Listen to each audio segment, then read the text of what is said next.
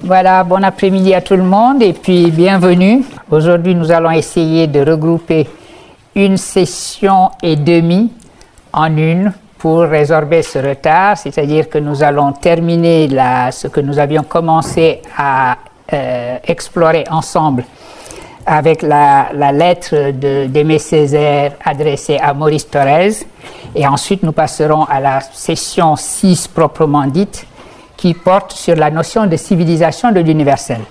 Je vous rappelle tout simplement déjà de manière très très globale ce que sont ces deux sessions consacrées, l'une à Césaire, l'autre à Senghor. Dans la réflexion générale que nous menons, nous sommes toujours dans l'esprit de Bandung, l'idée d'un pluriel du monde qui a fait irruption sur la scène de l'histoire universelle autour de Bandung, et à partir de ce pluriel du monde, comment pensons-nous un horizon d'universalité? Comment ont pensé l'universel des auteurs associés à l'esprit de Bandung comme Senghor et Césaire? Donc c'est ce qui explique un peu la place de ces deux sessions dans l'économie générale de notre exploration de l'universel. Et ce que nous avions dit la dernière fois, ce que nous avions essayé d'établir ensemble, c'est le fait que la lettre à Maurice Thorez, qui est évidemment adressée par Aimé Césaire à Maurice Thorez en tant que secrétaire général du Parti communiste français pour lui dire « je démissionne du Parti communiste français », est aussi, sur le plan philosophique, une réponse à la fameuse préface de Sartre, qui a fait d'une anthologie de poésie un manifeste de la négritude. Rappelons-nous que Sartre indiquait que la négritude était la seule grande poésie révolutionnaire de notre temps, au sens où la poésie de ces poètes réunis dans l'anthologie de Senghor, selon lui, exprimait véritablement l'esprit du temps, l'esprit de ce qui n'allait pas dans le monde et qu'il fallait changer, mais sur le mode poétique précisément.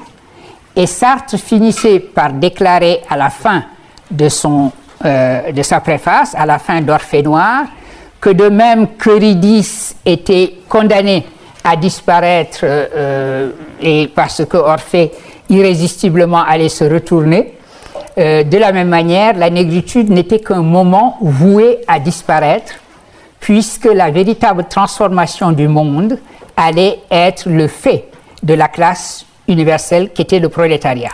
Et la raison de cela, c'était que le prolétariat avait une relation technique au monde, une relation réelle, j'allais dire, et donc que l'action du prolétariat était une transformation réelle, là où le chant des poètes était une sorte de transfiguration du monde.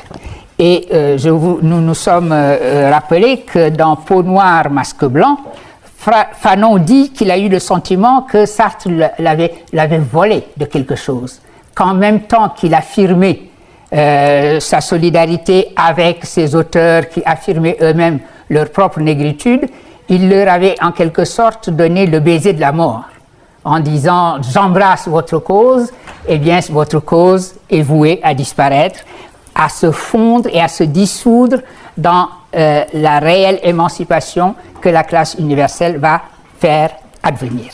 C'était donc une conception de l'universel qui, d'une certaine façon, demeurait dans le cadre aussi d'un universalisme européen, au sens où l'universel ne pouvait apparaître et s'effectuer que sur la scène propre de l'Occident.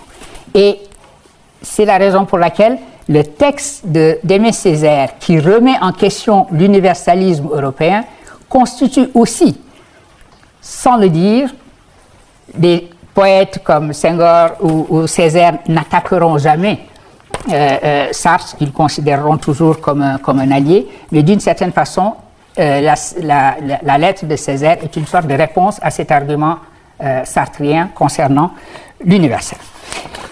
Voilà le cadre général qui nous a mené de la session qui précédait de la partie Orphée Noire à la lettre de Maurice Thorez. Dans cette lettre, donc, Aimé Césaire remet en question ce que j'ai appelé un peu rapidement l'universalisme de gauche, disons l'universalisme émancipateur du communisme. On parle beaucoup de l'universalisme européen, colonial, impérial. Il s'agit aussi d'interroger l'universalisme émancipateur de la gauche. D'ailleurs, nous avions déjà vu Simone Veil le faire en déclarant qu'elle ne voyait pas, au fond, les travailleurs et les partis qui les représentent et les syndicats qui les représentent considéraient que l'internationalisme leur dictait de tenir davantage compte du colonialisme. C'est en gros le même procès qui est fait ici à un universalisme émancipateur venant de la gauche. Dans cette lettre, nous l'avions dit également rapidement, je vous le rappelle simplement, les premiers mots de Césaire sont pour adresser au Parti communiste français et à son secrétaire général les griefs qui étaient pour l'essentiel les griefs des intellectuels de cette époque-là, qui avaient fait suite à la publication du rapport de Khrouchtchev sur les crimes du stalinisme, et donc tous les griefs en question étaient pourquoi est-ce que le communisme, ce rêve socialiste, est devenu un cauchemar? Qu'est-ce qui s'est passé? Pourquoi vous continuez-vous à vous aligner sur l'Union soviétique, etc. Et ensuite, dans une deuxième partie qui est véritablement son objet propre, Aimé Césaire pose une question de fond qui est la question que pose quelqu'un dans sa situation. La rupture dans le texte est accomplie lorsqu'il dit « en ma qualité d'homme de couleur ». Poser la question, donc, de ce qu'il en est de cet universalisme représenté par le communisme en sa qualité d'homme de couleur. Et il déclare, en cette qualité d'homme de couleur, je ne me retrouve pas dans cet universel, j'en suis exclu. Je me sens exclu de l'universel proposé, de l'universel émancipateur proposé par un parti qui représente la classe supposée être universelle, qu'est le prolétariat. Et cela veut dire qu'il refuse, dit-il, de s'y retrouver à titre de fragment. Le mot qu'il utilise de fragment est important. Je ne peux pas être simplement un fragment dans ce schéma général, universaliste et émancipateur, parce que, à titre de fragment, je n'y suis pas vraiment. Et contre cela, je crois que c'est à peu près là où nous en étions dans notre exploration la dernière fois.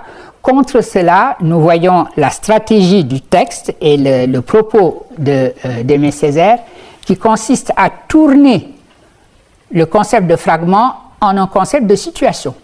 Vous me proposez d'être le fragment d'un tout universel, eh bien, je ne suis pas un fragment, je ne suis pas une partie, je suis une perspective sur le tout en question. Ne me donnez pas l'image générale d'un tout où je viendrai me situer, prendre ma place, être situé. Au contraire, ma situation signifie que sur cette totalité-là, j'ai mon mot à dire. Mon propos va porter sur le tout et ne pas accepter d'être un fragment ou une partie du tout. Ceci est important parce qu'en général, on présente les intellectuels anticolonialistes de la période comme des gens qui réclament leur particularité et qui réclament leur particularité à un discours universaliste, comme s'ils ne pouvaient parler que d'eux-mêmes, comme s'ils ne pouvaient qu'être enfermés dans leur propre particularisme et dans leur propre identitarisme, comme s'ils n'étaient pas eux-mêmes des penseurs de la totalité. Donc la revendication qui est ici énoncée par Césaire n'est pas la revendication qui viendrait du particularisme, parce que justement ça, ce serait être un fragment ou une partie du tout. C'est une revendication qui consiste à dire « j'ai mon point de vue, moi aussi, sur la totalité en question ». Toujours se rappeler que ces penseurs sont des penseurs du tout, de la totalité, et non pas des penseurs de leur propre particularisme, est important. Et il le dit en ces termes, je lis le texte. Un fait à mes yeux capital est celui-ci, que nous, hommes de couleur, en ce moment précis de l'évolution historique, avons dans notre conscience pris possession de tout le champ de notre singularité et que nous sommes prêts à assumer sur tous les plans et dans tous les domaines les responsabilités qui découlent de cette prise de conscience. Donc l'idée que le singulier est un point de vue et une certaine conscience de la totalité. Singularité de notre situation dans le monde, qui ne se confond avec nul autre, singularité de nos problèmes qui ne se ramènent à nul autre problème, singularité de notre histoire coupée de terribles avatars qui n'appartiennent qu'à elle, singularité de notre culture que nous voulons vivre de manière de plus en plus réelle. Alors, il continue. Qu'en résulte-t-il sinon que nos voies vers l'avenir, je dis toutes nos voies, la voie politique comme la voie culturelle ne sont pas toutes faites, qu'elles sont à découvrir et que les soins de cette découverte ne regardent que nous. C'est assez dire que nous sommes convaincus que nos questions, ou si l'on veut, la question coloniale, ne peut pas être traitée comme une partie d'un ensemble plus important, une partie sur laquelle d'autres pourront transiger ou passer tel compromis qu'il leur semblera juste de passer, eu égard à une situation générale qu'ils auront seuls à apprécier. Et ici, dans une parenthèse, il évoque le fait que le Parti communiste français ne s'était pas véritablement engagé dans la guerre d'Algérie.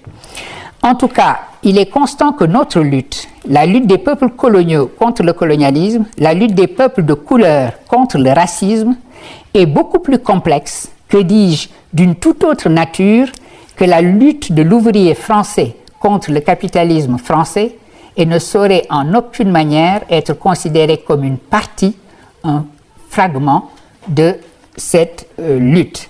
C'est donc là, le propos qu'il tient sur ce discours de l'universalisme, d'une émancipation par la classe universelle. Et il va continuer, je vais vite, mais ces textes, nous les avons déjà présentés la dernière fois, et il va continuer en indiquant qu'en définitive, ce discours, cette opposition entre un universalisme qui serait un universalisme impérial, le colonialisme assuré de lui-même et de sa mission civilisatrice, contre un autre universalisme qui serait à l'inverse un universalisme émancipateur, faisant pièce à cet universalisme impérial parce que reposant sur la classe universelle qu'est le prolétariat, il dit que d'une certaine façon, sur le plan de leur eurocentrisme, ils sont un seul et même universalisme. Ils sont une seule et même affirmation que de toute manière, l'Europe, puisqu'il n'y a de classe prolétarienne véritablement universelle que dans les États industriels européens, que l'Europe donc est le centre de cette histoire universelle. Ça ne rompt pas avec l'hégélianisme, par exemple. Pour Hegel, évidemment, essayer d'imaginer que quelque autre endroit que l'Europe puisse être le lieu propre de l'histoire universelle serait totalement contradictoire. Cet universalisme est donc tout aussi assimilationniste et eurocentré que celui impérial du colonialisme. C'est ce qu'il dit dans le texte que je vais vous lire là maintenant, rapidement.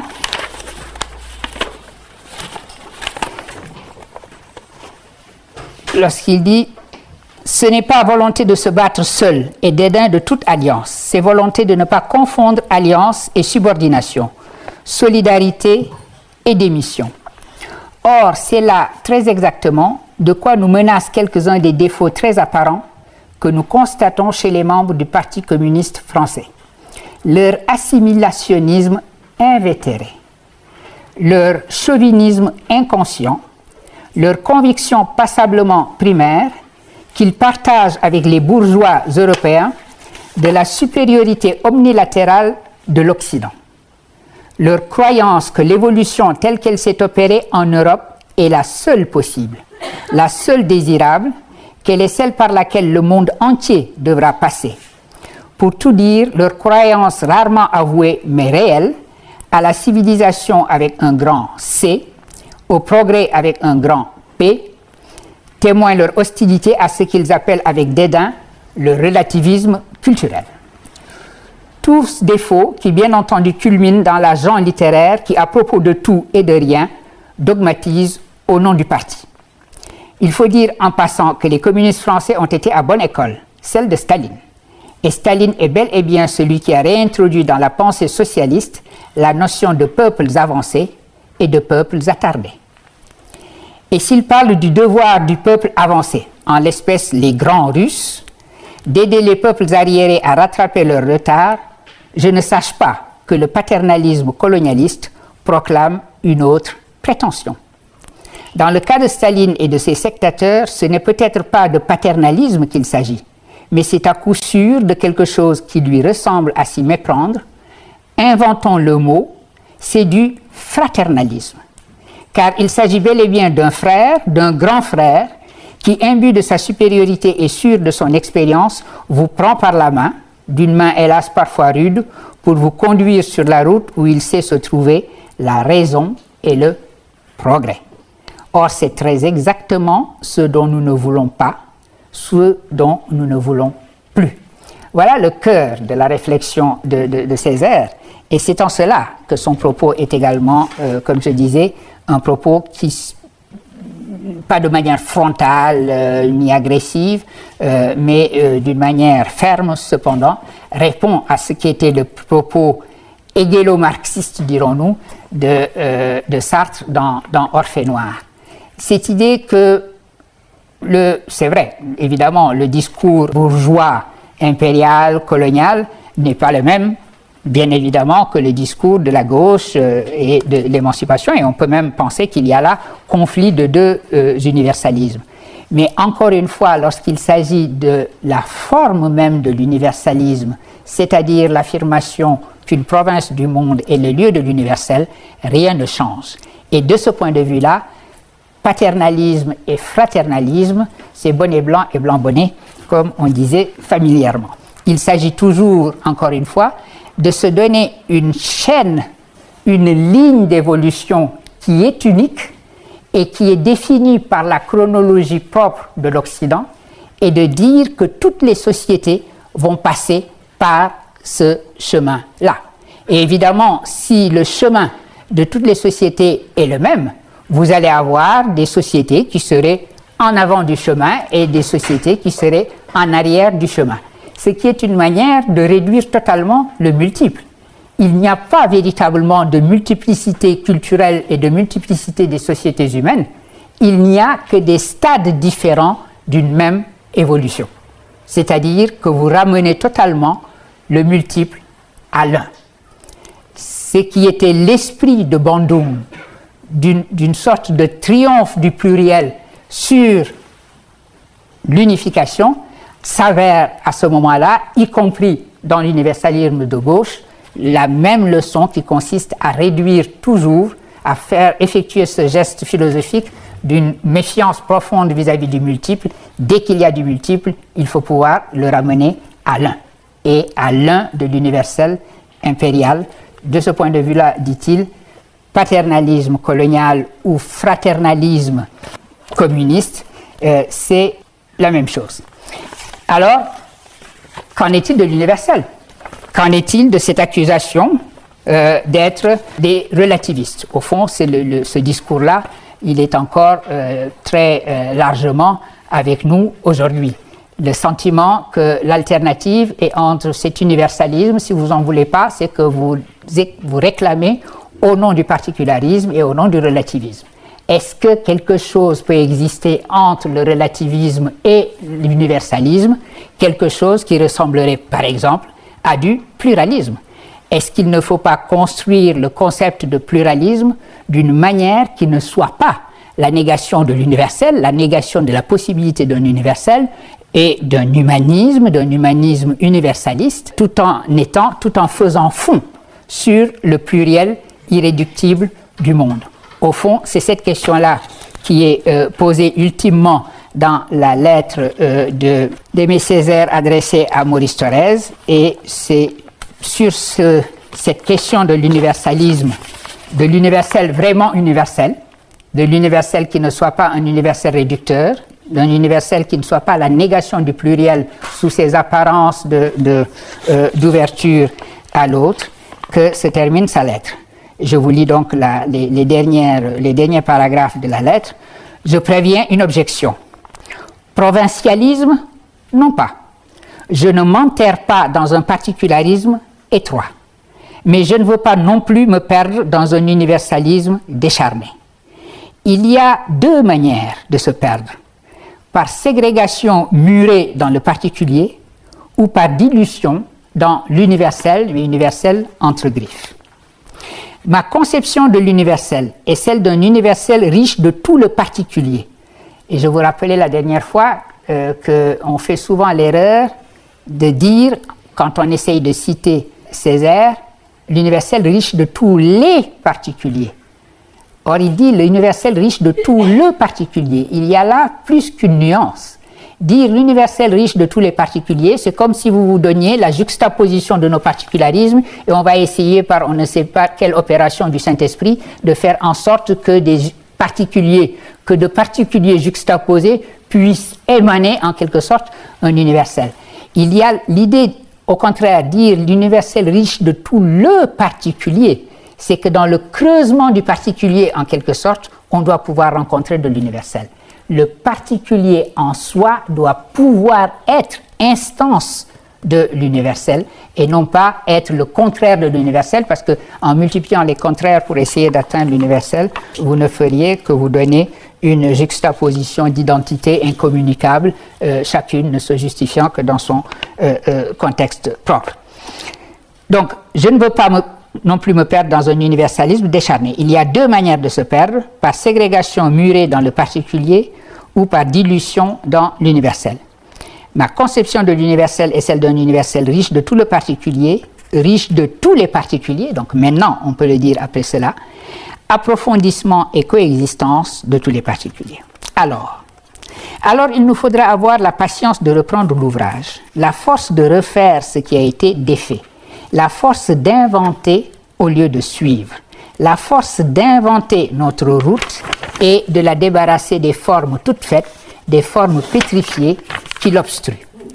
En bref, nous considérons désormais comme notre devoir de conjuguer nos efforts à ceux de tous les hommes épris de justice et de vérité pour bâtir des organisations susceptibles d'aider de manière probe et efficace les peuples noirs dans leur lutte pour aujourd'hui et pour demain.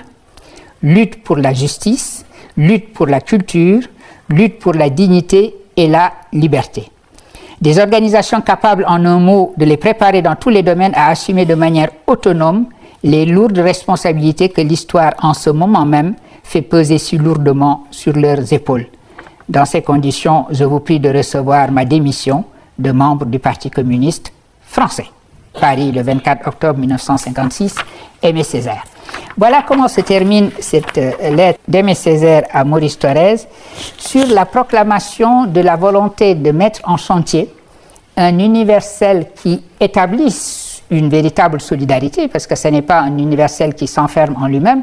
Il refuse une conception carcérale de l'identité, puisqu'il dit « je ne veux pas m'emmurer dans le particulier, mais je ne veux pas non plus me perdre dans une espèce d'universel décharné, comme celui qui est proposé lorsqu'on me dit c'est bien d'avoir fait de la poésie, attendons maintenant que la classe universelle transforme le monde et libère tout le monde se retrouvera dans le même mouvement d'émancipation tel qu'il est dirigé par la classe universelle.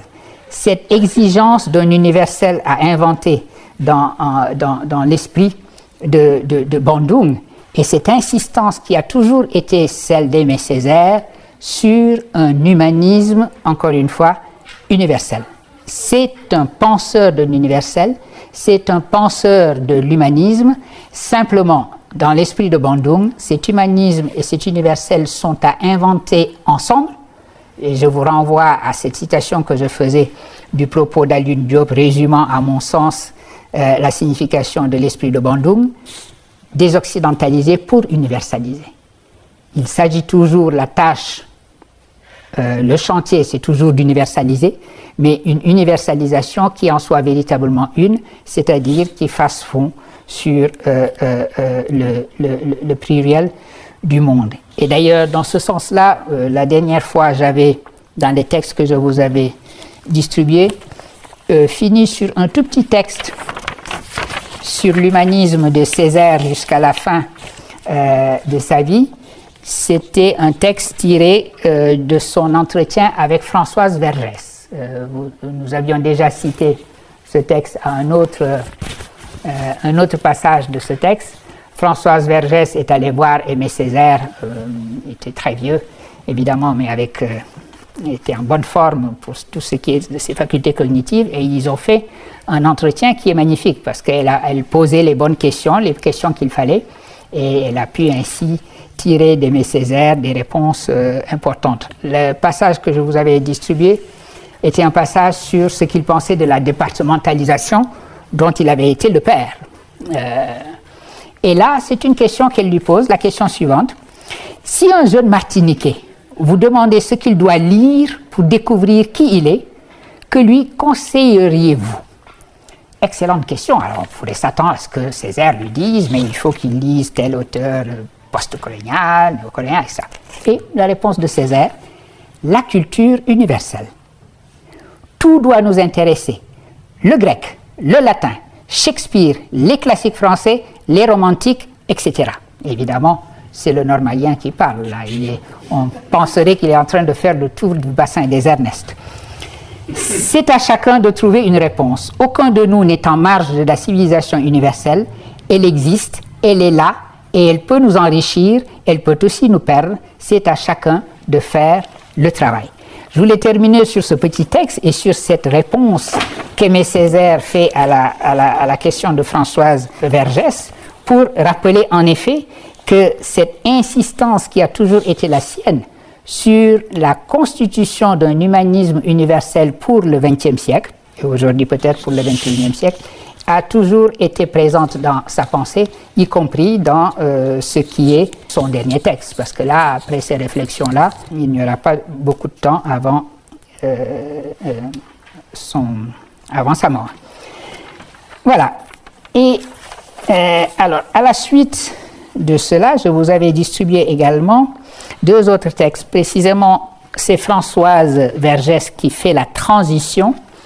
Je vous ai distribué deux autres textes pour partager avec vous des réflexions dans un moment de ce séminaire que j'ai intitulé « Fraternalisme et sororisme ».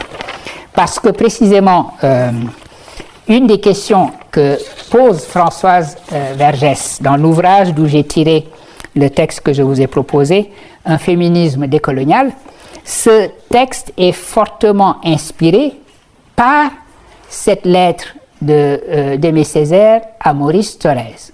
Vous avez vu que dans le texte, dans le court extrait que je vous ai proposé, qui est au centre du propos de Françoise Vergès dans ce livre, mais qu'il faut lire dans sa totalité, évidemment. Moi, ceci est simplement un extrait. Elle, vous l'avez vu en lisant le texte, elle pose précisément la question de ce fraternalisme contre quoi s'était élevé Aimé Césaire, mais sur un tout autre plan, qui est celui du féminisme. Donc il s'agirait, dans son cas, d'un sororisme. Je lis le texte pour ceux bien entendu, qui ne l'ont pas. Voici ce qu'écrit Françoise Vergès. La mission féministe civilisatrice est claire. Les femmes européennes partent en croisade contre la discrimination sexiste et les symboles de soumission qui persistent dans des sociétés hors de l'Europe de l'Ouest. Elles se présentent comme l'armée qui protège le continent de l'invasion d'idées, de pratiques, de femmes et d'hommes menaçant leurs acquis. Le récit est évidemment mensonger. Il leur a fallu dépolitiser les luttes des femmes des années 1970, en écarter celles des femmes dans le tiers-monde, effacer l'apport du féminisme noir. La liberté individuelle, m'habiller comme je veux, sauf pour porter le voile, devient le symbole des luttes des années 1970. C'est évidemment une insulte aux luttes des femmes ouvrières, des femmes immigrées, des femmes réfugiées politiques. Le combat du féminisme civilisationnel devient un combat universel du bien contre le mal. Le MFPF poursuit, alors le MFPF, c'est le mouvement pour le planning familial, le mouvement pour le planning familial. Le MFPF poursuit, nous appelons à la clairvoyance nos sœurs musulmanes, dont nous connaissons le courage. courage que manifestent si souvent les adolescentes et les jeunes femmes déchirées entre leur besoin de libération du joug masculin et leur désir de rester au sein de leur communauté culturelle.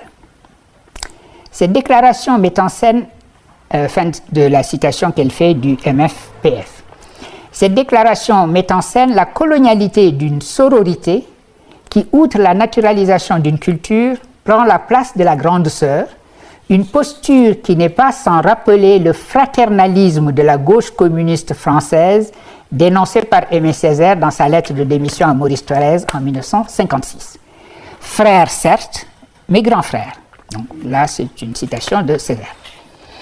La soumission millénaire de la femme musulmane, la laïcité comme principe de la liberté des femmes, l'islam comme carcan communautaire, la culture musulmane ou islamique comme ennemie des petites filles et des jeunes femmes, les femmes musulmanes comme potentiels alliés et complices de la mission civilisatrice féministe deviennent des idéologies largement adoptées par des mouvements féministes, le monde de l'économie, l'extrême droite et les États. Alors j'ai choisi cet extrait, il y a beaucoup d'extraits sur le même ton, puisque l'essentiel du propos de Françoise Vergès est dirigé justement contre une forme d'universalisme féministe où elle estime que les féministes noires ne se retrouvent pas.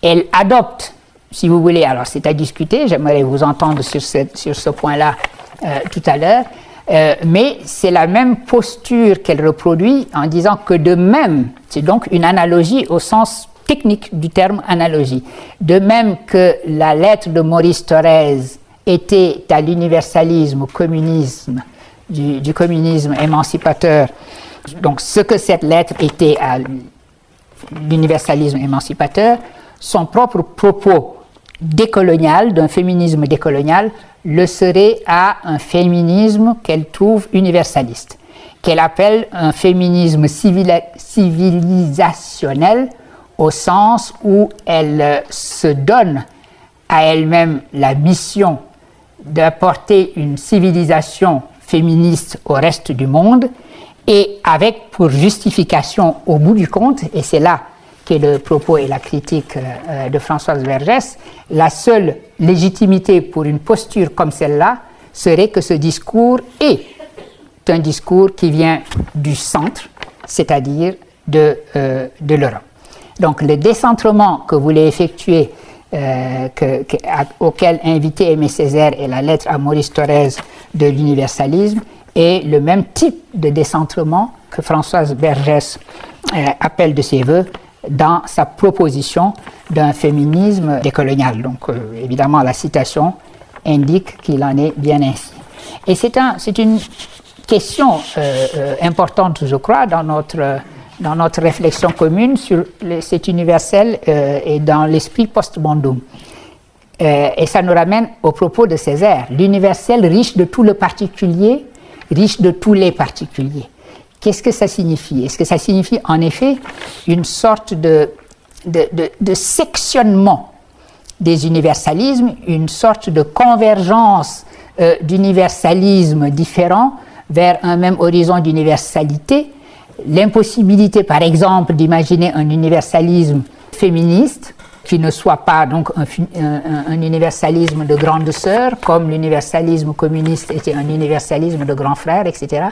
Toutes ces questions sont importantes à poser et on pourra peut-être les poser dans la discussion de tout à l'heure. Je voudrais simplement sur ce point-là vous dire que c'est la raison d'ailleurs pour laquelle, pour encore éclairer davantage cette question-là, c'est la raison pour laquelle je vous ai proposé, en regard du texte de Patricia Collins, alors j'ai cherché Patricia Collins, j'avais pensé vous traduire un extrait d'elle, mais j'ai trouvé qu'il y avait ce livre d'elle, son grand classique féministe sur la pensée féministe noire, qui avait été traduit en français, donc c'était parfait. Le passage sur lequel je voulais attirer votre attention et que je comptais mettre en regard du texte de Françoise Vergès sur le féminisme décolonial, c'était le passage où elle parle d'Alice Walker, encore une autre féministe états-unienne bien connue, la préférence d'Alice Walker pour le terme womaniste, féministe inclusive, correspond à cette notion de solidarité de l'humanité. Le féminisme inclusif est au féminisme l'équivalent du pourpre par rapport au lilas, écrit-elle, ce qui déplace complètement notre analogie de tout à l'heure. Pour Walker, on est féministe inclusive quand on est engagé dans la survie d'un peuple en entier, hommes et femmes. Une féministe inclusive n'est pas une séparatiste, sauf à l'occasion pour des raisons de santé, et est traditionnellement universaliste, comme dans la question « Maman, pourquoi sommes-nous brunes, roses et jaunes, alors que nos cousines sont blanches, beiges et noires ?» Réponse, eh bien, la race de couleurs est comme un jardin de fleurs, avec des fleurs de toutes les couleurs. Ce caractère poétique de l'universalisme humaniste me semblait être un bon contrepoint, un bon contraste, une bonne manière de complexifier la question telle qu'elle est posée par le texte et le propos de Françoise Vergès, cette idée que le féminisme, que la finalité du féminisme, que la vérité du féminisme, c'est cet humanisme universaliste, hommes et femmes, comme dans la question papa, maman, pourquoi sommes-nous brunes, etc. Voilà très rapidement les deux textes et le sens que je donne à la proposition que j'ai faite de discuter aussi ces deux textes dans ce même mouvement de questionnement de l'universel de gauche, disons. Alors, je pensais m'arrêter ici parce que là maintenant nous avons fini la session 5, je pensais m'arrêter ici, discuter et reprendre la session 6, mais ça n'est pas prudent. Il vaut mieux que j'enchaîne avec la session 6 en étant le plus rapide possible, que ceci soit achevé et que nous ayons une discussion générale, puisqu'après tout, ces deux sessions sont dans le même esprit de ce qu'il en est de l'universel post-Bandung. Mais s'il y a une ou deux questions extrêmement précises sur tel ou tel point, je peux les prendre avant de continuer. Sinon, nous enchaînons. Alors, après Césaire et sa manière d'avoir cette exigence d'un humanisme et d'un universalisme, d'un humanisme universel, disons, post-Bandung, mais d'un humanisme universel à inventer, qui ne va pas de soi, parce que l'universel riche de tout le particulier sur le plan métaphorique, c'est très bien. Sur le plan conceptuel, qu'est-ce que ça veut dire? Et j'ai voulu que l'on pose cette question en parallèle avec une autre approche de son alter ego, qui était Léopold Sédar Senghor, celui qu'il appelait son plus que frère. Et je me souviens qu'on a eu une discussion sur la communauté de pensée entre les deux. Est-ce que, pour simplifier les choses, disons, Césaire est évidemment plus à gauche que Senghor. Césaire vient du Parti communiste, il en démissionne. Senghor n'a jamais été au Parti communiste, il est entré dans les jeunesses socialistes et, quand il était en France, et il y est resté. D'ailleurs, je ne sais pas si je vous l'ai dit, mais celui qui l'a amené vers les jeunesses socialistes, c'était le président Pompidou, le futur président Pompidou, Georges. Et Georges, lui, est sorti évidemment du socialisme. Senghor, quant à lui, y est resté. En prélude à ce que je vais dire et explorer avec vous dans cette session 6, sous la notion de civilisation de l'universel, qui est effectivement un des leitmotifs de Senghor. Je voudrais faire un rappel. Vous vous souvenez que nous avons, à propos du dépassement du colonialisme par un universel de la citoyenneté, un universel cosmopolitique, parlé de Simone Weil et parlé de l'esprit de ce cosmopolitisme qui n'a pas survécu évidemment au fracas des décolonisations, tel qu'esprit qui s'était manifesté après la Seconde Guerre mondiale. Quand il a semblé possible, pour des raisons intéressantes, quand il a semblé possible de nourrir, d'entretenir cette utopie d'une transformation du colonialisme en une direction vers le cosmopolitisme. Sur le plan politique, cela s'était traduit, nous l'avions dit, par l'adoption d'une loi qui étendait la citoyenneté dans les colonies africaines au sud du Sahara à d'autres que les habitants des 4 communes de plein exercice qui étaient Dakar, Saint-Louis, Rufisque et Gorée. Ça, c'était la loi Lamine Gueye de 1946, adoptée par l'Assemblée, la première Assemblée constituante, et sur laquelle la deuxième Assemblée constituante n'est pas revenue à proprement parler.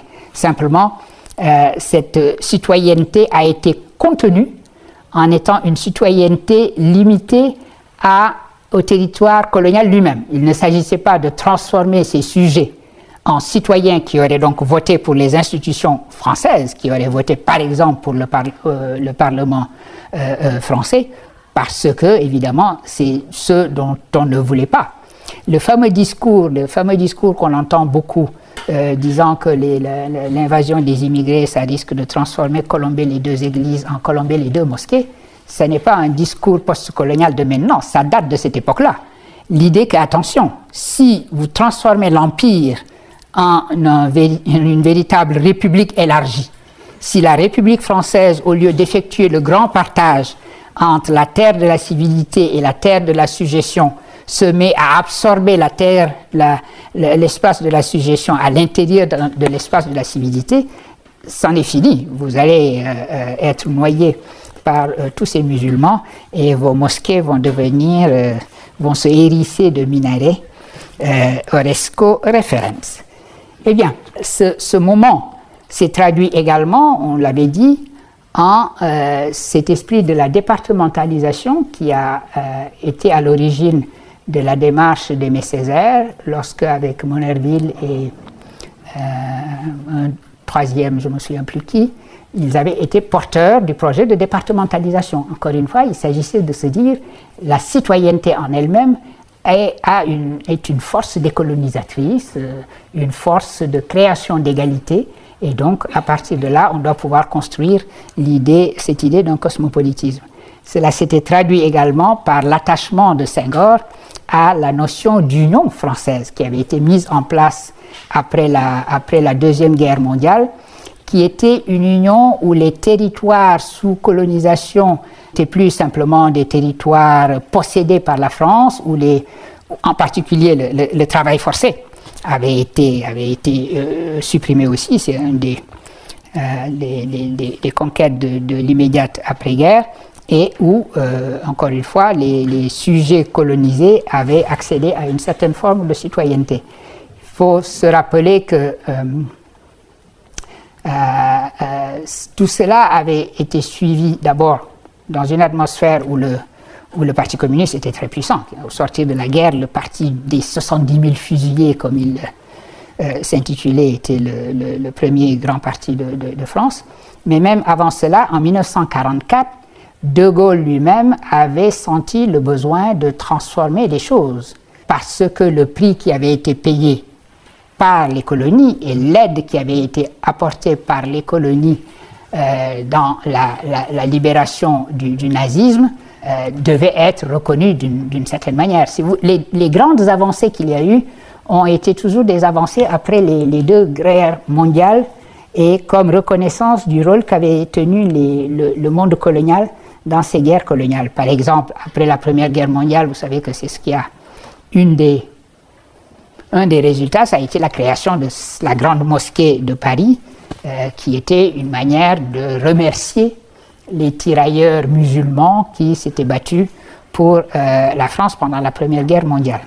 De la même manière, alors là, il ne s'agissait plus de construire des mosquées, mais dès 1944, De Gaulle se rend compte que le colonialisme ancien, c'était fini, pour 2 raisons. D'abord, il fallait reconnaître le rôle joué par les colonies, et deuxièmement, il fallait bien s'aviser que ce rôle-là signifiait que vous aviez affaire maintenant à des populations que vous ne pourriez plus administrer comme avant. Elles ne l'accepteraient pas. Ces populations qui s'étaient battues, évidemment, n'accepteraient pas d'être administrées comme elles l'avaient été avant cela. Et le fait que De Gaulle ait organisé en 1944 une conférence, la fameuse conférence de Brazzaville. C'était une manière de reconnaître d'abord le rôle de l'Afrique centrale dans la guerre contre l'Allemagne nazie, parce que les autres territoires avaient été plutôt des territoires pétainistes. Dakar a été bombardé, ça ne se sait pas beaucoup. Dakar a été bombardé parce que le port de Dakar était pétainiste. L'administration coloniale qui était à Dakar était pétainiste, donc le port de Dakar a été bombardé par les armées de la marine gaulliste. En revanche, le gouverneur de l'Oubangui-Chari, de l'Afrique centrale, qui était Félix Éboué, avait donné tout le soutien des colonies africaines au gaullisme et aux forces françaises de libération. Et donc la grande déferlante qui va faire que les armées coloniales vont remonter vers l'Afrique du Nord, traverser également et arriver sur le territoire français pour participer à la libération, c'était une chose que De Gaulle reconnaissait. Enfin, on reconnaissait d'une main, de l'autre, on avait très vite aussi blanchi les troupes à un moment donné pour faire en sorte que la photo ne soit pas la photo de tous ces hommes bruns entrant dans Paris pour le libérer. Il valait mieux blanchir les troupes et que ce soit des blancs qui entrent dans Paris pour la libérer. Enfin, c'était aussi dans l'esprit du temps. Tout cela était dans l'esprit du temps. Mais le point central dans le cas de Senghor, et je reviens à ça, c'est que dans son cas, cette politique d'accompagnement de l'Union française tenait également à une vision philosophique qui était la sienne parce que Senghor était profondément théardien. Et c'est sur ce point-là que je voulais insister pour expliquer sa notion d'une civilisation de l'universel qui fait pendant à la volonté d'Aimé Césaire également de penser un humanisme universel. Senghor est le philosophe de la civilisation de l'universel au moins autant qu'il l'est de la négritude, par exemple. Après la guerre, les deux grandes lectures qu'effectue Senghor sont la lecture du père jésuite Pierre Teilhard de Chardin et de Karl Marx, pour faire bonne mesure. Et pour être plus précis, il lit Karl Marx avec les yeux de Teilhard de Chardin. Il lit Karl Marx d'une manière théardienne. Quelle est la philosophie en question et pourquoi est-ce qu'elle est la vision à partir de laquelle Senghor a cette réflexion et cette sorte d'utopie concernant une civilisation de l'universel qui transformerait le colonialisme en un cosmopolitisme. Pour commencer à poser cette question et à l'éclairer, je vous ai proposé un premier texte qui est celui-ci, le texte du père Pierre Teilhard de Chardin, qui est le suivant. À l'intérieur de groupes restreints, dit Teilhard, dans le couple, dans l'équipe, c'est une expérience quotidienne que l'union, loin de diminuer les êtres, les accentue, les enrichit et les libère sur eux-mêmes. L'union, la vraie union, l'union d'esprit et de cœur, n'asservit pas ni ne neutralise les termes associés, elle les superpersonnalise. Généralisez maintenant le phénomène à l'échelle de la Terre. Imaginez que sous l'effet de l'étreinte planétaire qui se resserre, les hommes s'éveillent enfin au sens d'une solidarité universelle fondée sur leur communauté profonde de nature et de destinée évolutive. Alors tous les spectres de brutalité et de mécanisation qu'on agite pour nous effrayer, pour nous empêcher d'avancer, s'évanouissent. Ce n'est pas la dureté ou la haine, c'est une nouvelle forme d'amour, non encore expérimentée par l'homme, que fait pronostiquer et qu'apporte dans ses plis l'onde montante autour de nous de la planétisation. Ce propos sur la planétisation humaine ou la socialisation de la Terre, les deux concepts chez Pierre Teilhard de Chardin sont équivalents. Planétisation humaine ou socialisation de la terre, encore qu'il y ait entre les deux une nuance sur laquelle je vais revenir tout à l'heure, indique quelle est cette vision catholique. Et disant vision catholique, je joue sur les mots, parce que comme vous le savez, catholique signifie universel, qui était aussi celle de Senghor, partagée par Senghor. Ce moment philosophique représenté par Teilhard de Chardin, qui prolonge, si vous voulez, Bergson de ce point de vue-là, qui prolonge l'idée d'un élan vital, d'un rebond humain de l'évolution qui va vers une totalisation. Et Teilhard de Chardin a la vision d'une convergence qu'il appelle planétisation, convergence qui n'est pas qui va s'effectuer malgré tout ce qui semble indiquer le contraire. Autrement dit, Teilhard de Chardin écrit « Nous sortons d'une guerre absolument horrible, la pire catastrophe humaine qui soit. Nous faisons l'expérience de l'inhumanité, nous avons fait l'expérience de l'inhumanité, nous avons fait l'expérience extrême de la fragmentation de notre humanité en des nations, en des tribus, etc. Et pourtant, dit-il, et ça c'est la conversion, pour utiliser un terme religieux précisément, c'est la conversion, le saut, le leap of faith, comment on dirait ça, le saut dont le moteur c'est la foi, précisément, qui consiste à dire que la plus grande division sera surmontée de manière quasi mystérieuse et mystique, dans son cas, par des forces de convergence qui sont malgré tout à l'œuvre. Et cette idée donc que le mal profond et le crime contre l'humain qu'est le colonialisme a au moins pour effet d'avoir mis ensemble des nations, lesquelles nations vont se retrouver ensemble maintenant sur des bases qui ne sont plus la haine mais l'amour. Ceci est une pensée profondément chrétienne, profondément catholique au sens de l'universel, telle que l'a nourri le père Pierre Teilhard de Chardin. Et dans son cas, il indique que cette convergence va s'effectuer parce qu'il y a une sorte de point final qu'il appelle le point oméga qui aspire l'humanité vers cette totalisation, vers cette planétisation, comme il l'appelle. Et cette vision est profondément celle de Senghor. Quand Aimé Césaire caractérise Senghor en disant la différence entre Senghor et moi est que moi je suis un communiste athée et que Senghor lui est un Tala, il a perçu en effet ce qui est au cœur même de la pensée senghorienne.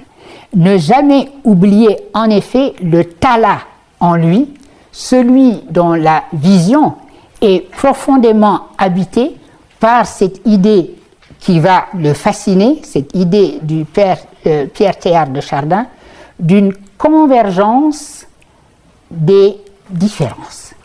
Et sa manière de comprendre la civilisation de l'universel qui va revenir souvent sous sa plume est née de cette idée teilhardienne d'une planétisation et d'une socialisation. Cependant, nous en avons déjà parlé une fois, mais je voudrais insister à nouveau sur cet aspect-là. Cette civilisation de l'universel que Senghor va imaginer dans la filiation du teilhardisme n'est pas une civilisation universelle. Ça veut dire, encore une fois, qu'il ne s'agit pas d'avoir une sorte d'homogénéisation du monde qui serait une européanisation du monde ou un colonialisme accepté de ce point de vue-là, où la mission civilisatrice aurait fait son œuvre et la même civilisation régnerait par toute la Terre. Au contraire, la civilisation de l'universel est censée approfondir les différences en même temps qu'elle les fait converger.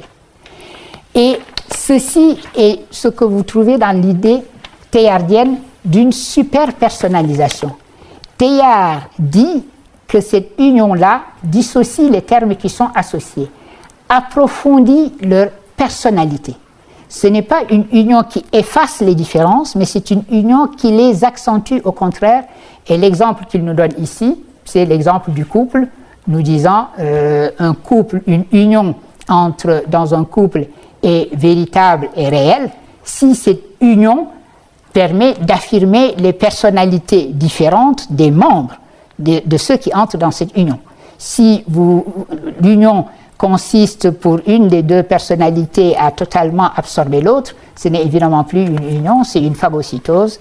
Et si on sent dans cette union qu'elle va dans cette direction-là, c'est le moment d'appeler son avocat et de proposer une lettre de divorce. Eh bien, Teilhard de Chardin dit exactement la même chose. Il dit que cette convergence à laquelle je pense, c'est une convergence qui accentue les personnalités qui convergent, donc les personnalités culturelles dans le cas d'espèce, et qui ne les efface pas. Et vous pouvez voir maintenant ce que cette vision pouvait avoir de séduisant pour un sujet colonisé comme Senghor, qui était en même temps aussi quelqu'un de profondément croyant. Cette vision d'un monde qui serait à la fois un monde de convergence et d'un monde d'affirmation des personnalités culturelles dont la colonisation était la négation. Il lui semblait donc que cette hyper-personnalisation ou cette super-personnalisation culturelle dont parlait Teilhard de Chardin était la meilleure manière d'affirmer les personnalités culturelles, les identités culturelles, tout en ne les enfermant pas dans des identitarismes. Voilà ce type de modèle qui l'habite, et c'est le type de modèle avec lequel aussi il va lire Marx avec les yeux de Teilhard. Qu'est-ce que ça veut dire lire Marx avec les yeux de Teilhard de Chardin? Dans ce cas précis, c'est intégrer le marxisme dans ce mouvement cosmique, cosmogénétique, dans cette cosmogénèse finalement aussi. Faire du marxisme un mouvement, lui aussi, de convergence vers cette humanité réconciliée en quelque sorte. Et c'est pour cela que je disais tout à l'heure que si d'un côté, planétisation humaine et socialisation de la Terre peuvent s'employer de manière interchangeable chez Teilhard de Chardin, il y a une nuance qui est que dans socialisation de la Terre, il y a socialisme. Et ce spiritualisme socialiste chrétien, en particulier de l'après-seconde guerre mondiale, est ce qui va habiter la vision senghorienne d'une civilisation de l'universel. C'est-à-dire que le marxisme qu'il a découvert évidemment avant-guerre, je vous ai dit qu'il s'était inscrit aux jeunesses socialistes au moment où il était, à ce moment-là, il était en Cagne avec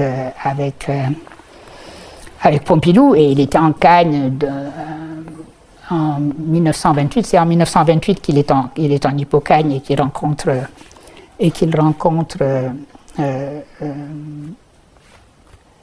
Pompidou.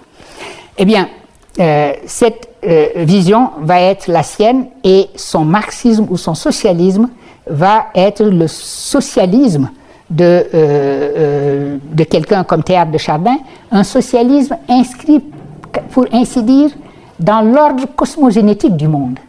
Cette idée qui est une idée qu'il faut tout à fait étrange, qui peut être étrange d'un certain point de vue, idée selon laquelle le socialisme, ce n'est pas simplement le choix d'un système économique ou le choix d'une idéologie. C'est véritablement que le socialisme est dans le mouvement même de totalisation, de socialisation de la Terre, et sa signification ultime est celle-là, alors que le capitalisme est au contraire une force de dissociation. La grande fragmentation, le capitalisme apparaît comme une force de fragmentation, là où le socialisme, d'une certaine façon, est dans l'ordre cosmogénétique des choses.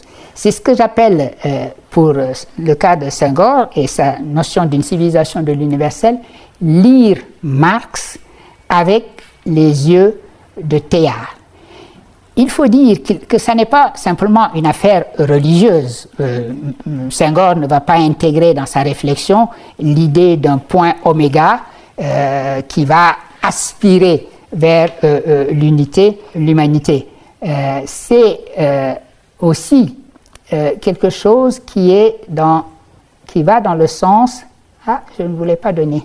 Je pensais avoir envoyé aussi un texte tiré de l'éditorial de Jaurès en 1904 qu'il donne pour le journal L'Humanité, le premier numéro du journal qu'il crée et qui s'appelle L'Humanité, comme vous savez.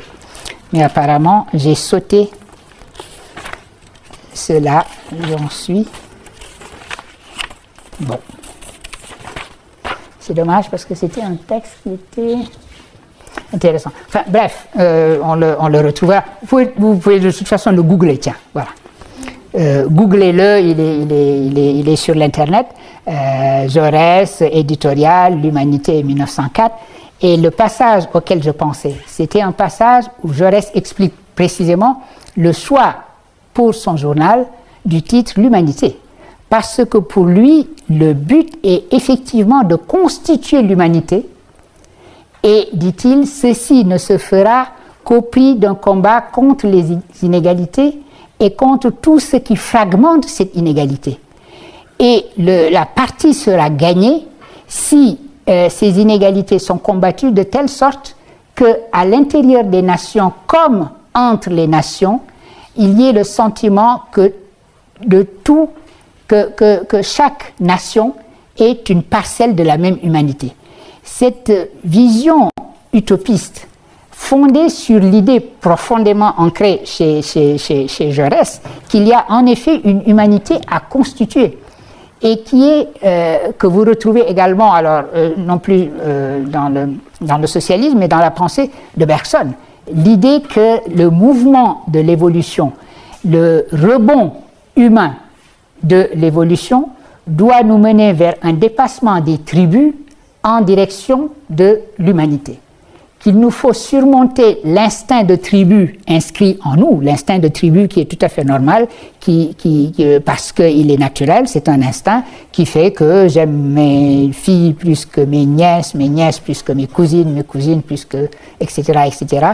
C'est intéressant d'ailleurs de voir que quand Bergson dit cela, il parle exactement comme M. Le Pen. Le Pen avait exactement dit cela. J'aime mieux mes nièces que mes cousines que mes... etc. pour expliquer que tout naturellement, nous passons de cercles concentriques de proximité à cercles concentriques de proximité. Et puis, si on a l'énergie d'aller jusqu'au bout, peut-être qu'on va aimer les autres humains, mais il est peu probable que cet amour que l'on porte à ses filles puisse aller au-delà des limites de l'hexagone. Dans son cas. Alors que ce que dit Bergson, lui, c'est que, bon, ceci est naturel, ceci repose évidemment sur la force de l'instinct, mais, dit Bergson, nous avons la possibilité d'entrer en humanité d'un seul saut. Un saut parce que ce n'est pas par élargissement successif. Par élargissement successif, vous n'arriverez jamais à l'idée d'humanité. C'est comme vouloir faire une ligne avec des points. Eh bien, mais, dit-il, il y faut un saut, et ce saut peut être accompli par la raison philosophique, dit Bergson, ou par la religion. Et il estime même que la religion est encore plus efficace parce que la religion, dit-il, se répand comme un incendie dans ces cas-là. Mais il y a toujours cette idée d'une humanité à constituer, d'une humanité à reconstituer dans son unité, et évidemment en surmontant les forces de fragmentation qui sont d'abord des forces d'inégalité, etc. Et de ce point de vue, Senghor est infiniment moins idéaliste qu'on ne croit, parce qu'il a toujours eu le sentiment que la grande fracture contre laquelle il fallait pouvoir constituer cette idée d'humanité, c'était ce qu'il appelle la ligne d'injustice nord-sud. Et donc, surmonter la fragmentation pour constituer l'humanité, mais en dehors de l'origine chrétienne, catholique de sa vision de la civilisation de l'universel, il y a aussi cet idéalisme qui est pour lui au cœur même du marxisme, idéalisme qui s'exprime aussi dans la vision de Jaurès d'une signification de l'humanité. Et donc, cette fois-ci, texte non pas encore de Senghor, mais de Julius Nyerere. C'est dans ce cadre que Senghor va donner un contenu à l'idée de socialisation de la terre en liaison avec la notion de socialisme. Le socialisme inscrit dans l'ordre cosmogénétique des choses, le socialisme comme une forme d'universel et comme une traduction de cette civilisation de l'universel. Et il va être, c'est ainsi que dans la continuité de cette vision, il va être un penseur de ce qu'il a appelé le socialisme africain.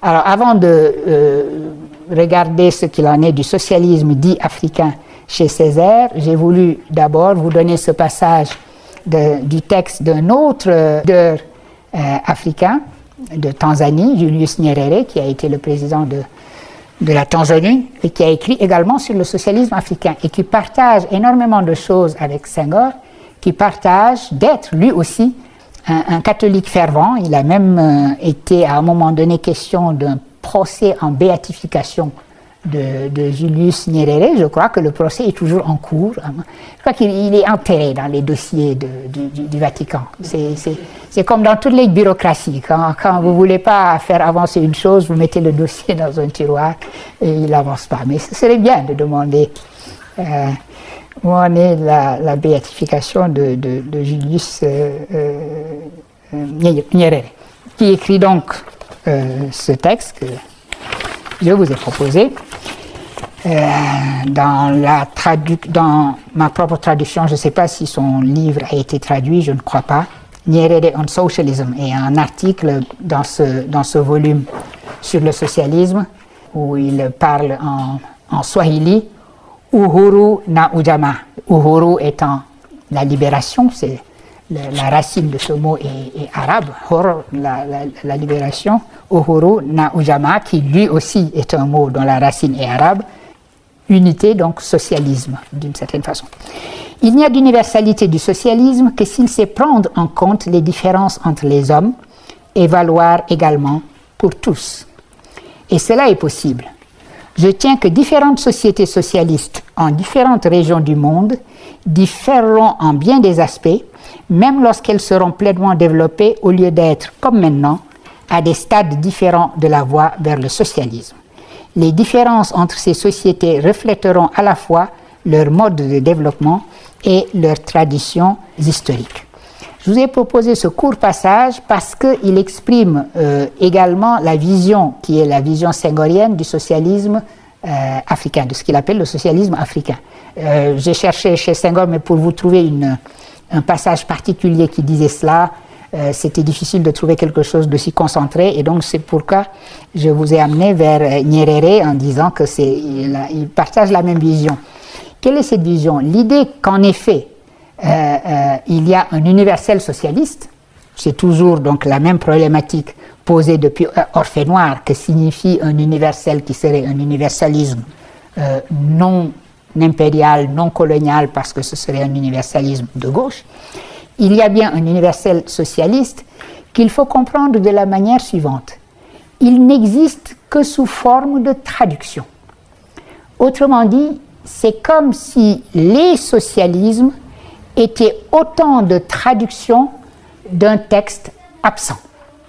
Il n'y a pas un modèle qui serait traduit, parce que c'est ce modèle-là qui serait le modèle universel, et toutes les traductions seraient des particularisations, des singularisations en quelque sorte d'un modèle. L'idée que le socialisme doit son universalité au fait qu'il n'y a pas de modèle. Évidemment, vous avez des textes, le texte de Marx, les textes tous les textes qu'on peut considérer comme des classiques du marxisme, etc. Mais ces textes eux-mêmes n'existent que d'être traduits. Et donc, cette vision d'un universel sur le modèle de la traduction, et disant que l'universel, c'est comme si vous n'aviez que des traductions qui, toutes, d'une certaine façon, renvoient à un texte, mais ce texte lui-même n'existe pas, il est absent.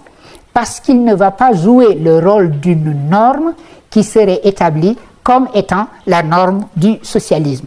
Le socialisme africain n'est pas une africanisation du socialisme, c'est le socialisme depuis la situation africaine, pour reprendre un concept d'Aimé Césaire ici.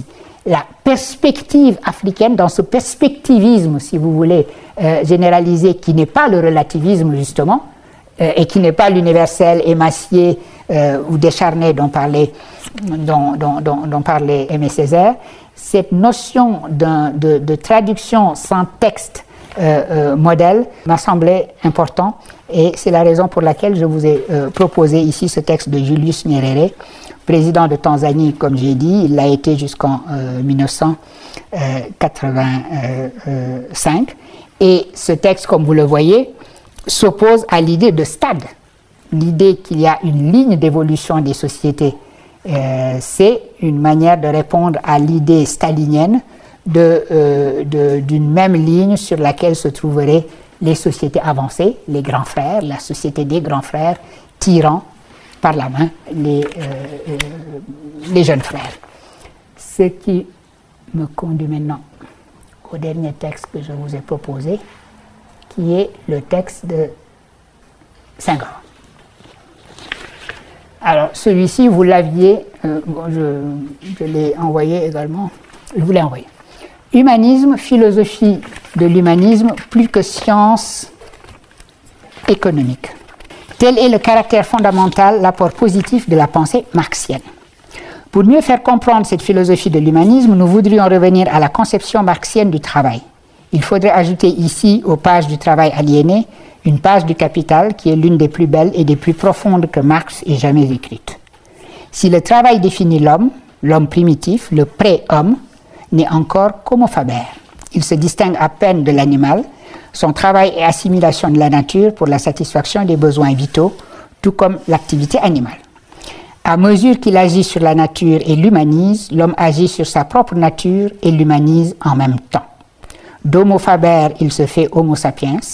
Il introduit dans son travail la conscience et la liberté, ainsi que le sentiment artistique. Donc si le travail définit l'homme, c'est un certain mode de travail qui le fait plus homme. À mesure que le travail se divise et se socialise, à cette mesure, l'homme se réalise. De la coopération patriarcale au travail usinier, l'homme s'élève par étapes en conscience et en liberté. De membre d'une communauté familiale, il devient citoyen du monde. De maître de son outil, il devient maître du monde. Mais en même temps, il se sépare du produit de son travail, voire de son travail. Il se sépare du monde et de lui-même. Grandeur et misère de l'homme dans et par le travail. L'originalité de Marx est que, partant de postulats purement matériels, il aboutit à une vision de l'homme qui ne le cède ni en vérité ni en profondeur à celle des plus grands philosophes. Elle rappelle la vision de Pascal. Vous voyez cette lecture, encore une fois, tout imprégnée de sa foi chrétienne, qui est la sienne, de cet humanisme où il a en vue, en lisant Marx, ce que Pascal dit de l'humain quand Pascal écrit que l'homme passe infiniment l'homme. L'homme est quelque chose à réaliser en direction du plus homme, qu'il cite ici, qui est aussi un propos de Teilhard de Chardin. C'est Teilhard de Chardin qui parle du plus-être ou du plus-homme, ou de la plus-vie. Toutes sortes de termes que l'on trouve chez lui, cette idée que ce qui est toujours mouvement vers plus que soi. La finalité de l'être est plus être, la finalité de la vie plus vie, la finalité de l'humain plus homme, etc. Comprendre ce texte et comprendre à partir de lui ce que je vous disais du fait que après-guerre, Senghor, s'interrogeant sur l'universel et la civilisation de l'universel, voit cet universel dans le socialisme et lit Marx avec les yeux de Teilhard de Chardin. Qu'est-ce que ça veut dire? Le contexte, on en a parlé déjà une fois, mais je reviens là-dessus. Le contexte, c'est la découverte des écrits du jeune Marx. Cette découverte ne date pas de l'après-Seconde Guerre mondiale, elle date de l'avant. Seconde Guerre mondiale, je crois que c'est autour des années 1930, 31 me semble-t-il, à Leipzig, qu'on découvre ces textes de Marx qu'il avait lui-même abandonné, comme il a dit, à la critique rongeuse des souris. En gros, lui-même s'était détourné de ces textes en estimant qu'il avait plus important à faire, que ces textes étaient des textes de jeunesse, que ces textes étaient beaucoup trop philosophiques, éthiques, hegéliens en quelque sorte, et qu'il lui fallait continuer dans la ligne qui à ce moment-là était la sienne, qui est la ligne qui va mener vers l'écriture du Capital. Ces textes sont découverts donc et publiés évidemment et tout de suite traduits parce que des inédits de Marx, évidemment, ça avait un succès énorme. Donc, dans les années 30, la guerre arrive, on n'en parle pas beaucoup. Après la guerre, maintenant, ces textes prennent le devant de la scène, deviennent très importants. La doctrine marxiste est à peu près constituée à ce moment-là et la question devient qu'est-ce qu'on va faire de ces textes où effectivement Marx parle un langage très philosophique, parle un langage très éthique, très moral. L'anticapitalisme à ce moment-là est presque un anticapitalisme de type presque hegélien. C'est un anticapitalisme de l'indignation. Indignez-vous contre le capitalisme. Beaucoup plus que regardez ce que font ces capitalistes qui nous extorquent de la plus-value. Ça, c'est le discours scientifique, etc. etc. Et donc, ces textes sont un peu sur ce ton-là. Question se posant aux intellectuels, en particulier les intellectuels marxistes, qu'est-ce qu'on en fait?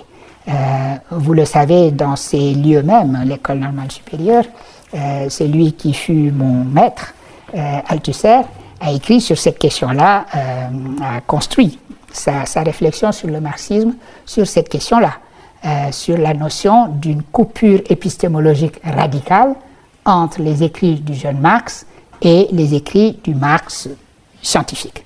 Vous savez que je ne veux pas simplifier outre mesure la pensée d'Althusser, mais elle est celle-là. L'idée donc que la raison pour laquelle Marx lui-même se détourne de ses écrits de jeunesse et abandonne les textes réunis sous le titre de manuscrit de 1844, qu'il les abandonne à la critique rongeuse des souris, c'était précisément qu'à ce moment-là, il avait enfin abordé ce que Althusser a appelé le continent histoire, le continent scientifique, le marxisme d'après la coupure, et donc que des termes aussi éthiques et vagues qu'aliénation pouvaient être remplacés par des termes plus techniques et plus mesurables, comme plus-value, etc., et qu'il abandonne la notion de travail aliéné. Or, c'est justement ce Marx-là, qui intéresse Senghor. L'affirmation de Senghor, qui est une affirmation pas seulement de lui, mais une affirmation de tout un courant de pensée humaniste, humaniste chrétien, pour l'essentiel, consistait à dire, voilà le vrai Marx, que la vérité du marxisme est là, dans ces textes de jeunesse, dans ces textes d'une indignation éthique vis-à-vis de l'oppression, vis-à-vis de l'aliénation en particulier, et que même le Marx, après le Marx du Capital, il fallait les lire à la lumière de ce jeune Marx. Et donc Senghor s'inscrit dans ce mouvement-là, c'est l'atmosphère intellectuelle dans laquelle il vit, où il va écrire, par exemple, en 1948, la même année, un texte intitulé Marxisme et humanisme, qui reprend dans l'autre ordre, humanisme et marxisme, le texte d'un père, le père Bigot, qui lui aussi est dans cette mouvance d'un catholicisme social qui trouve dans ce Marx-là de quoi justifier et légitimer un certain engagement socialiste. Et c'est ce Marx qui est ici l'objet de la réflexion de Senghor, qui revient souvent sur cet écrit sur le travail aliéné. Écrit sur le travail aliéné où Marx analyse la notion d'aliénation en des termes presque cosmiques. Je parlais tout à l'heure du socialisme du marxisme étant dans l'ordre cosmogénétique des choses, en termes presque cosmiques, où l'aliénation de l'humain, c'est-à-dire la manière dont cet humain est séparé non seulement du produit de son travail, mais séparé des autres humains par l'exploitation capitaliste est séparée également de sa propre humanité. Toutes ces significations de l'aliénation, cette aliénation prend une signification quasiment cosmique qui va au-delà de la simple analyse de la situation concrète du travailleur. Et la manière dont Marx en parle, si vous relisez ce texte, c'est en termes presque de vampirisation. C'est comme si l'aliénation signifiait que le système capitaliste vampirisait le travailleur et lui prenait sa force vitale, en quelque sorte. Et donc l'aliénation, c'était vraiment la perte de cet élan vital. Et dans la vision senghorienne, théardienne, et bergsonienne de ce point de vue-là, tout ceci appartient au même moment philosophique, si vous voulez, ce moment de la vie et de la poussée de la vie. Le capitalisme à ce moment-là, et l'aliénation apparaît comme ce qui tire dans l'autre sens, ce qui absorbe la puissance vitale. Et la construction senghorienne va être une construction sur la base précisément de cette réponse à la notion d'aliénation, en disant que la destination de l'humain est de se dégager de toutes ces forces d'aliénation qui le tirent vers le bas, qui tirent l'humain vers le bas, alors que sa destination, c'est d'être au-delà d'Homo faber et même au-delà d'Homo sapiens, celui, dit-il, qui introduit dans son travail la conscience et la liberté ainsi que le sentiment artistique. L'idée que la destination de l'humain est d'être Homo artifex, l'humain artiste. Sa réalisation ultime est dans l'art et tout ce qui le tire en sens contraire de sa destination ultime est force d'aliénation. Et Senghor, en bergsonien, théardien, etc., va conjuguer cela dans son socialisme africain avec sa vision des cosmologies africaines. Et c'est sur ce point-là que je voudrais maintenant terminer cette présentation. La notion d'élan vital bergsonienne est très importante chez Senghor. Senghor est profondément bergsonien. La philosophie senghorienne est une philosophie profondément bergsonienne. Pourquoi? Parce que, dit-il, on peut établir la convergence avec ce qu'il connaît être la cosmologie, l'essentiel des cosmologies ouest-africaines, cosmologie dans lesquelles il a lui-même aussi grandi comme enfant. Cette cosmologie de la force vitale, de l'élan vital, qui a été en quelque sorte présentée en un certain nombre de thèses, la première grande thèse de description de cette cosmologie étant qu'un être est un être, ça signifie qu'il est une force. Autrement dit, l'être est force. Ça ne veut pas dire que de manière classique, philosophiquement parlant, il y a la substance qui est l'être, l'ousia qui est l'être, a la propriété ou le prédicat d'avoir une force ou d'être une force. C'est que l'être est ipso facto force. Si vous vouliez le dire en langage latin, jargonnant et en langage spinoziste, pour paraphraser Spinoza, vous diriez ens sive robur, de la même manière que voilà. L'être, autrement dit, la force. C'est la même chose d'être que d'être une force.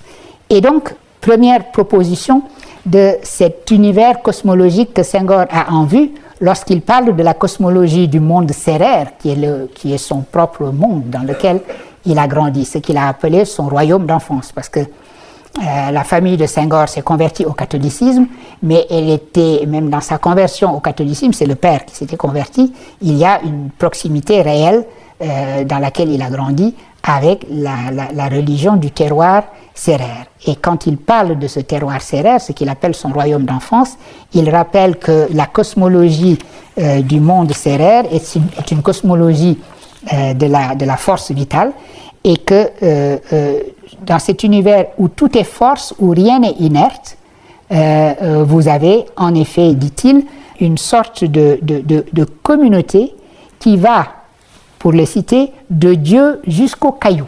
Dieu qui serait la force des forces les humains, alors les humains partis, les ancêtres, qui seraient également des forces, les humains existants qui sont des forces, les animaux qui sont des forces, les végétaux qui sont des forces, mais jusqu'au caillou, c'est-à-dire que rien n'est inerte et que même le minéral, lui aussi, de ce point de vue-là, a une force vitale.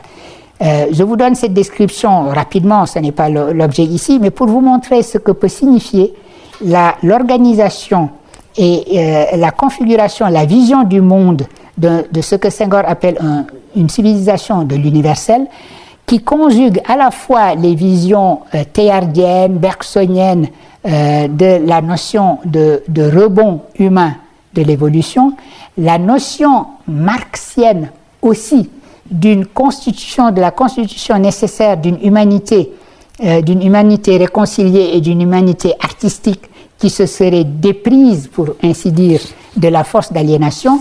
Et enfin, autre élément de constitution de cette vision, les cosmologies de l'Afrique de l'Ouest reposant sur cette notion de force vitale, d'élan vital, qui fait que Senghor dit